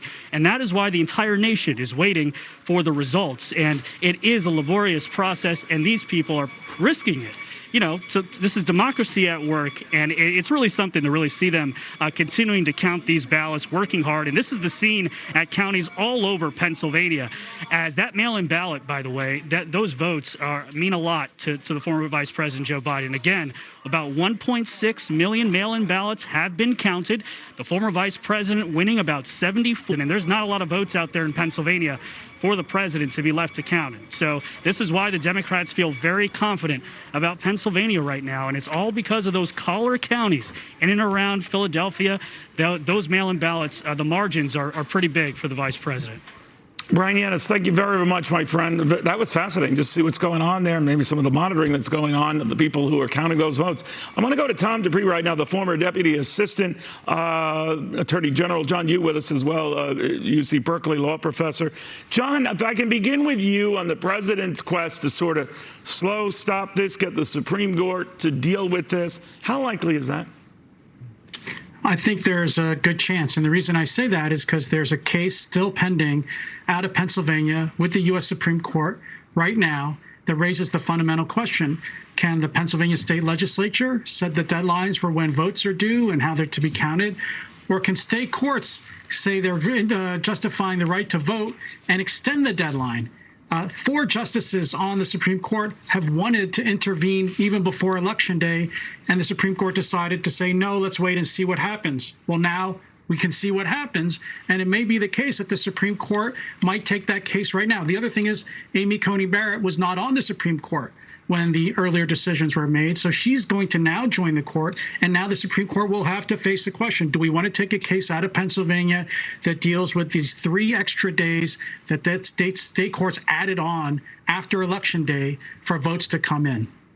You know, looking at this process, Tom Dupree, I would imagine, I'll defer to both of you guys, you're the experts and the top-notch lawyers, but if I'm the Supreme Court, the last thing I want to do is involve myself in something like this. And I'm just wondering whether this is the type of issue that goes into, you know, lower courts in the various states, maybe as it did in 2020 years ago, eventually hitting the Supreme Court in Florida before it made its way to the federal court system and to the Supreme Court. But it's not going to be the first default stop. I mean, what is your sense of legally how this would travel? Yeah, Neil, my sense on this is that I could see the Supreme Court getting involved if, but only if, they knew that their decision would be consequential. And by that, I mean potentially flip the election. Because, look, you're right. If at the end of the day, what the Trump campaign is arguing about is, you know, 2,000 ballots and they've got to overcome a margin of 20,000 votes, then it seems unlikely, to your point, that the Supreme Court would say, we want to wade into these political waters. I suspect we're going to get greater clarity in the next 24 to 48 hours as to how important those ballots that have come in the 3 days since the polls have closed are important, or whether or not they could make the difference in Pennsylvania and potentially make the difference in the election as a whole. John, does a court pick up the criticism that the president might be getting from fellow Republicans? By that, I mean Chris Christie, who you know, spoke out against this to say that all of these votes have to be counted. Tonight, referring to the president's actions last night, is not the time to make this argument. Marco Rubio, Florida, pushing back on the president's premature declaration of a victory, saying the rest, and I quote here, of the presidential race will be known after every legally cast vote has been counted. So does a court weigh concern on the part of fellow Republicans who fear the president, maybe with all the right intention and purposes, is overdoing it, is overstepping it? That's a great question, Neil. And, you know, you and I think we're old enough. We were around back 20 years ago for Florida 2000. And part of what happened there, I think it would be a good idea for Trump to emulate here, which is let the vote count come to a close for, as you said, every legally valid vote under the rules set by the state legislature, and then go to court if there's an effort to monkey around with how the votes are counted, where they came from, whether there was an extension of the deadline. That's important to give people some kind of confidence that you are going to come to a final vote. And I think that's what happened 20 years. I think that's what the Bush campaign did. And then, only then, did they ask the Supreme Court to get involved when it looked like other actors were going to try to come in and upset that final vote count. You know, Tom, again, I don't know when they go back and piece together an evening. You know, we were covering this on Fox Business last night, which, Tom, if you don't get, you should demand. But I digress. One of the things that came up was a consensus building around the notion some of the earlier ballots are going to take a long time to count. They're going to be disproportionately in favor of Joe Biden, likely more Democratic ballots.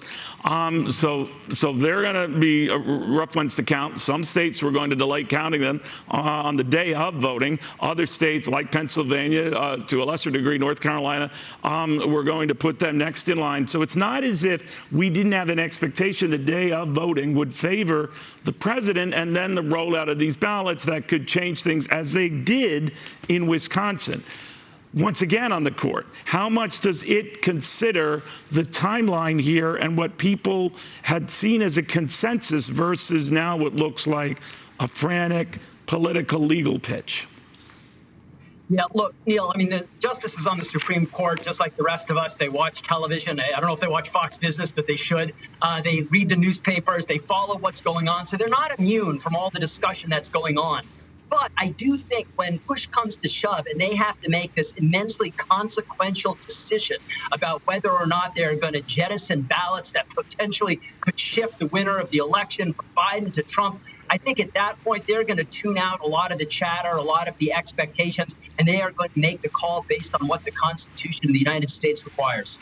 John, looking at this in the planned comments where I guess the Trump campaign team is going to outline its legal agenda here and how it's going to challenge this. I don't know in how many states, maybe all, that is yet unaccounted for, maybe including Wisconsin. Of course, it chafed at the idea that that state was rewarded to, Joe Biden.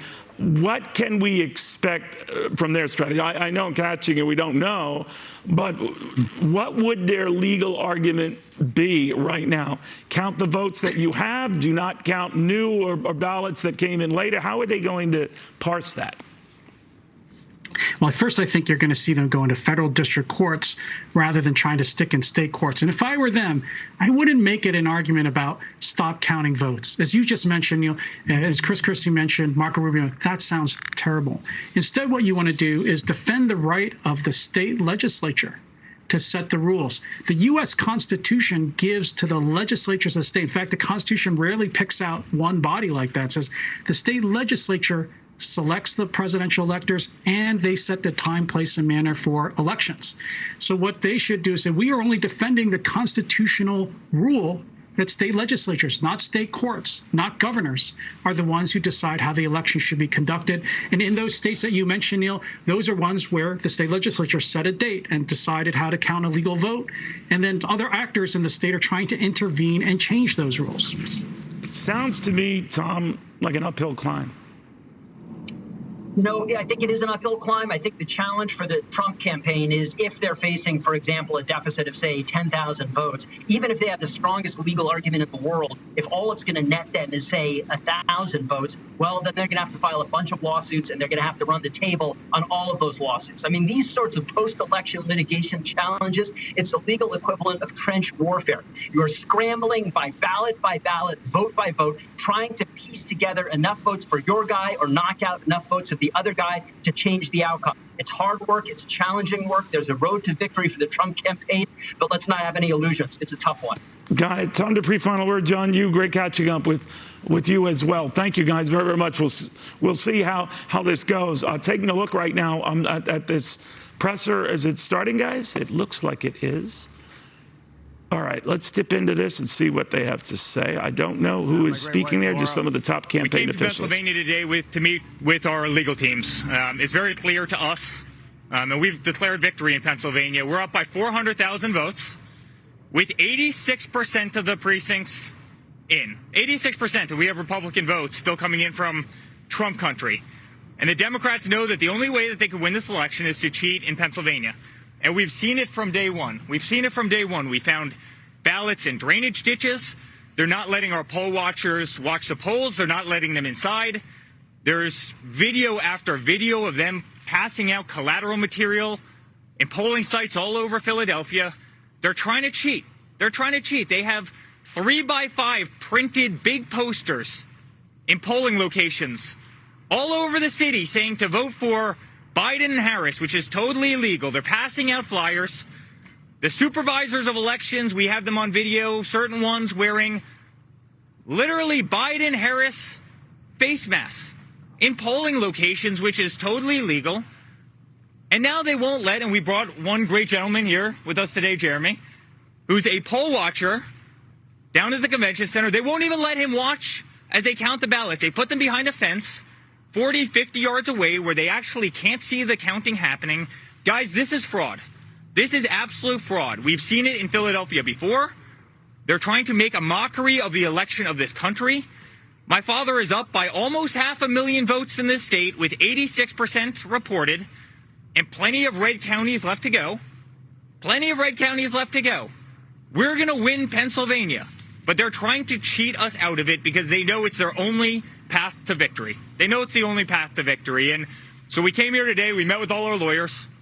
We are going to file suit in Pennsylvania. It's a shame that we have to do that. It's the last thing that we wanted to do. It's the last thing my father wanted to do. But this is rampant corruption, and it can't happen. It simply can't happen. It's not fair. This isn't democracy. And with that, I want to pass it off to the great Rudy Giuliani, who's really leading the legal effort. And you'll be hearing from Rudy quite a bit. Please. Thank Thank you very much, Eric. It is very, very sad that we're here in the city that's really the birthplace of our democracy. And this is among one of the most anti-democratic things I've ever seen or encountered. And it's not just here in Philadelphia. This is going on all over the country. We have filed a lawsuit. The lawsuit actually required that when these mail-in ballots that you know are highly suspicious anyway, this form of balloting has always been considered the most prone to fraud. That's according to the New York Times when it didn't apply to candidate President Trump. Well, we were supposed to be allowed by law to observe the counting of the ballots. Now, observe means, to any intelligent person, being able to look at it. The way it's interpreted by the Democrat crooked machine of Philadelphia is that the observers can be 20 or 30 feet away, never able to see the ballot itself, never able to see if it was properly postmarked, properly addressed, properly signed on the outside. All the things that often lead to disqualification of ballots or make it very easy to dump 50,000 totally fraudulent ballots because they're not observed. This went on for 20 hours. While all of you thought there was some kind of legitimate count going on here in Philadelphia, it was totally illegitimate. So we went back to court, and we went before a Democrat judge. No need to tell you what the result in Philadelphia is if you're before a Democrat judge. Obviously a political hack who doesn't know the meaning of the word observe. Observe means to be able to look. Not a single Republican has been able to look at any one of these mail ballots. They could be from Mars, as far as we're concerned, or they could be from the Democratic National Committee. Joe Biden could have voted 50 times, as far as we know, or 5,000 times. The ballots could be from Camden.